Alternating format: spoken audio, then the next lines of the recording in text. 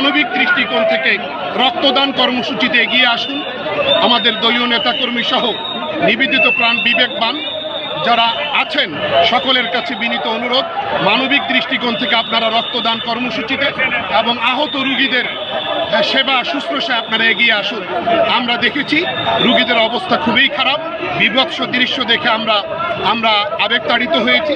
দোয়া করছি আল্লাহ যেন সবাইকে পূর্ণাঙ্গ সুস্থতা দান করেন এবং এই জাতীয় ঘটনার পুনরাবৃত্তি যেন আগামীর বাংলাদেশে না ঘটে সে ব্যাপারে সংশ্লিষ্ট সকলকে সার্বিক সতর্কতা অবলম্বন করার জন্য আমরা উদাত্ত আহ্বান জানাচ্ছি। ধন্যবাদ সবাইকে। আহত নিহত পরিবারের প্রতি আমরা গভীর সমবেদনা প্রকাশ করছি। জমিয়ত উলামা ইসলাম বাংলাদেশের সম্মানিত সভাপতি মৌলানা ওবায়দুল্লাহ ফারুক সাহেব, সিনিয়র সহসভাপতি মৌলানা আব্দুর রব ইউসুফী সাহেব সহ আমরা কেন্দ্রীয় নেতৃবৃন্দ আমরা এখানে এসেছিলাম। আমরা রোগীদের পাশে দাঁড়ানোর চেষ্টা করেছি।